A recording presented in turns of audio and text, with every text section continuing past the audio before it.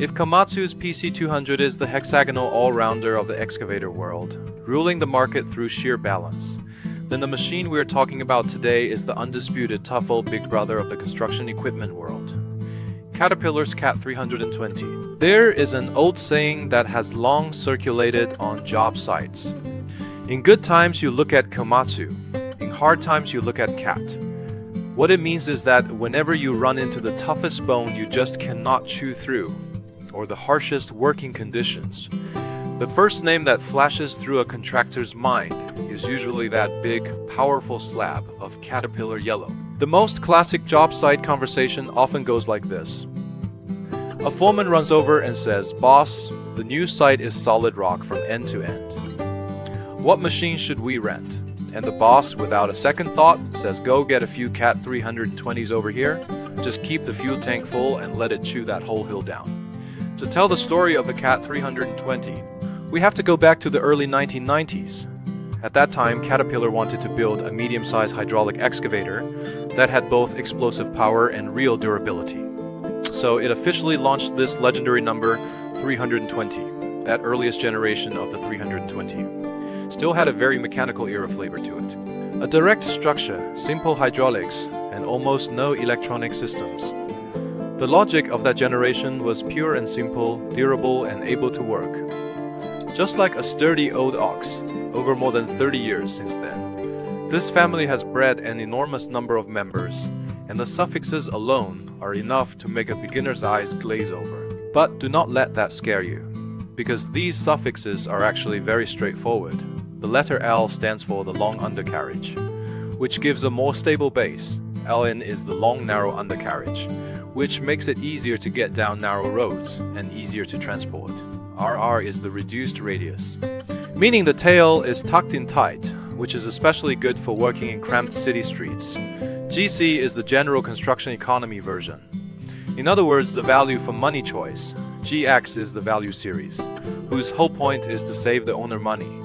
Anything carrying FM or the words forestry or forest machine is a forestry version, built specially for felling timber and clearing roads deep in the mountains.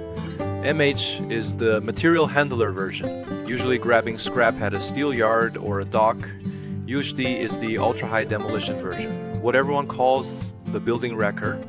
And the last one, the one with the Z, is the exclusive optimized version built specifically for the Chinese market. Now that the suffixes are out of the way, let us go in chronological order and trace this long string of mainstream models from the old-timers all the way to the newest one. First came the original CAT 320 and its long undercarriage version, the 320L. Next, from the late 1990s into the early 2000s, came the B series, including the 320B, the 320BL, and the reduced radius 320BRA. After that, we move into the C series with the 320C, the 320CL, the reduced radius 320CRA, and the forestry version 320CFM. Then came the wildly productive D series, where the models suddenly multiplied: the 320D, the 320DL, the long narrow 320DLN, the reduced radius 320DRR, the forestry version 320DFM, and the economy version 320DGC. After the D series came the upgraded D2 series, including the 320D2, the 320D2L, and the 320D2GC. Then came the E series with the 320E, the 320EL, the 320ELN, and the reduced radius 320ERR and 320ELRR. Next came the F series with the 320F, the 320FL, the 320FLN, the 320FRA, and that ultra-high demolition version built specially for tearing down tall buildings, the 320FUHD. And finally, after 2017, came the new generation, the next generation 320. Along with the economy version 320GC and the high-value 320GX launched alongside it, plus the 320Z, 320 MH, 320 UHD. and the forestry versions aimed at all the different niche jobs, even though the model names are a dense, crowded string. The construction machinery world usually pulls out a dozen or so most core models to serve as the main trunk. That is, from the original through the B series, C series and D series, then to the D2, E series, and F series, all the way to the latest new generation and the value-oriented GC and GX brothers. Once you have this main line straight, the whole family is actually very well organized. You will find that this big family grows along 3 lines. The first is the generational evolution from the 320 running through B, C, D, E, and F, and on to today's new generation, with each generation doing the same thing, making the machine more fuel efficient, more stable, and smarter. The second is the splitting by work scenario, where the same generation gets carved into versions for different uses. The long undercarriage L version goes for stability. The reduced radius RR version goes for nimbleness in tight spaces. The forestry FM version heads into the mountains to fell timber, and the demolition UHD version specializes in chewing down tall buildings. The third is the marketeering, where economy versions like the GC and GX have the job of bringing the price down, so more small and medium crews can afford one. The generation decides which era it belongs to, and the suffix decides who it is built for and what job it lives to do, if you line up the evolution of the CAT 320 against the Komatsu family across time. It gets especially interesting. Caterpillar's 320C era roughly lines up with Komatsu's PC206 and PC207 era. The 320D, which racked up countless sales legends, corresponds to Komatsu's most glorious era, the PC208. The later 320F lines up with the PC210, when intelligence was just starting to rise, and the very latest new generation 320 squares off against Komatsu's PC211. This pairing may not match perfectly on the technical specs, but it fits the real perception of the market very well, because what users feel is often more real than the numbers. In this long river of history, there's one machine that deserves to be pulled out on its own, and that is the 320DL. It can almost be called the most numerous, most unbeatable 20-ton class war god in Caterpillar's history. No exceptions. Back then, it ran the C6.4 or C6.6 Acer engine with strong power, cleaner emissions, and excellent fuel control, and its attendance rate on job sites was frighteningly high. That generation more or less created a standard template for used machines around the world. In the used markets of many countries, the moment people see a DL, they know it is an asset that can circulate normally, not a pile of scrap iron, and the iron triangle formed by those 3 generations of long undercarriage warriors. The 320CL, the 320DL, and the 320FL directly makes up the rock-solid main force of today's global used excavator market. In the Chinese market, there is also a very typical phenomenon. For many owners, the first 20-ton machine they ever made money with was either the Komatsu PC207 or this very 320DL. And that shared memory has directly shaped the used machine pricing system that came afterward. After moving into the E series and F series, the 320 went fully electronic. The emission standards were upgraded to a stricter stage, fuel consumption dropped further, and the operating feel became a lot more refined, but the machine's personality changed along with it. Experienced operators often say one thing, that the old 320 was more direct, while today's 320 is smarter, but also more complicated. By the time the new generation 320 arrived after 2017, this was no longer a simple upgrade, but a complete platform-level redo. The cab became very modern, with a big screen, touch control, and a whole suite of assist functions all loaded in. And the operating logic moved closer and closer to the smart systems of a car.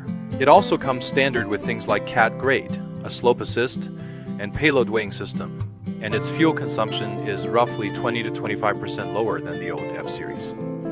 Even a beginner sitting in it can now do some of the fine work that used to require a veteran operator's feel. Now that we have gone through the family tree, let us talk about its strength. The core character of the CAT 320 can be boiled down to 3 words: steady, fierce, and easy to fix. Steady means it does not get too picky about the job under all the various working conditions around the world, and it can handle almost any standard 20-ton class task. Fierce means that mountain splitting, rock crushing brute strength. The structural parts are as thick and solid as a tank. The hydraulic burst is astonishing, and with one scoop of the bucket where another machine might stall out and bog down, the cat can pry the rock right out. Easy to fix means its repair system is extremely mature and its parts coverage is frighteningly wide. Add to that its absurdly high resale value, where you can buy a used one, run it for a few years, and still flip it for a good price, which is why used machine dealers often say one line when buying: with a used cat, you cannot lose even with your eyes closed. But just as the saying goes, what makes you can also break you. And the Cat 320's biggest nickname is the Fuel Tiger.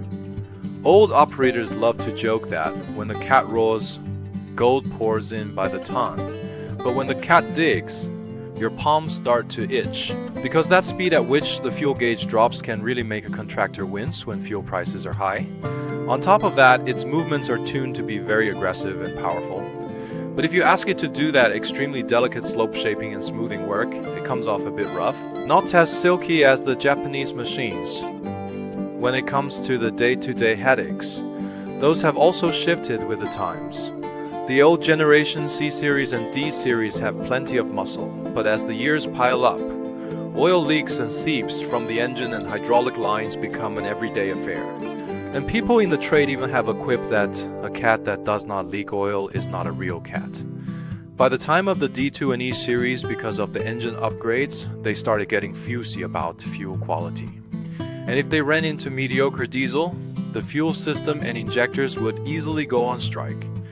As for the latest new generation smart models, they are packed full of sensors and circuit boards. So while the hardware saves fuel, the electronic fault codes that occasionally pop up can leave a mechanic scratching his head bald. And there is one more thing to remember, no matter the generation. That final drive in the travel motor needs its gear oil changed on schedule, otherwise dragging it out too long can easily lead to a major overhaul. Fortunately, Caterpillar's after-sales service and ease of maintenance are also at the ceiling level of the industry. Its dealer and repair network spans the globe, and from a big North American company to a small Southeast Asian repair shop, you can find a matching service point almost anywhere.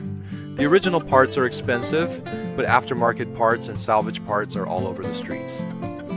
Mechanics often say that fixing a cat does not take a fancy brain, because the design is straight and direct, just brute force getting the job done. And as long as you torque it down properly, you slap the new pot on and keep going.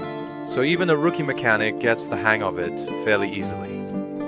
For an equipment owner, this easy to fix, easy to source parts quality is sometimes more important than that last bit of performance ceiling. In the used market, the 320 standing could not be more solid. Especially the 320C, the 320D, the 320DL, and the 320FL, which in the global circulation chain are practically hard currency level machines. Their circulation route is also very fixed. The machines usually enter Asia from Japan first, then move on to Southeast Asia, and finally settle in Africa, with the entire life cycle stretched out remarkably long, and quite a few machines still in service after clocking over 10,000 hours. As for market share, in the brand new 20-ton class mid-excavator market, the Cat 320 still locks horns with its few old rivals over the major slice of the global pie. And the ones playing the lead role right now are the new generation 320 and the GC and GX. The construction machinery world also has a particularly interesting phenomenon. A lot of people cannot actually remember the specific model, but they remember the feel. And when they run into an unfamiliar machine, they will ask one question: does this thing look like a 320 or not? And if it does, they default to assuming it is a good machine. It is no longer just a model. It has become a kind of industry default value. When an equipment manager is picking a machine with no special requirements, they just call for a 320. When a used machine dealer runs into a 320, they quote a price especially quickly. And when a crew is suddenly short on equipment, the first reaction is to go find a 320 to fill the gap. So if we sum up the CAT 320 in one sentence, it is not like those machines that single-mindedly chase extreme performance. Instead, it is more like a standard unit in the world of construction machinery. Just as we measure time in hours and length in meters in the 20-ton class range. The 320 is the thing everything else is measured against by default. If Komatsu's PC200 wins through being smooth, versatile, and well-rounded in every direction, then the CAT 320 wins through being bold, fierce, and fearless, getting the job done by sheer force. It is a contradiction that makes the boss wince at the fuel bill with one eye while grinning at the project's progress with the other. And over the past few decades of the world's great infrastructure boom, it has been that most unshakable yellow monument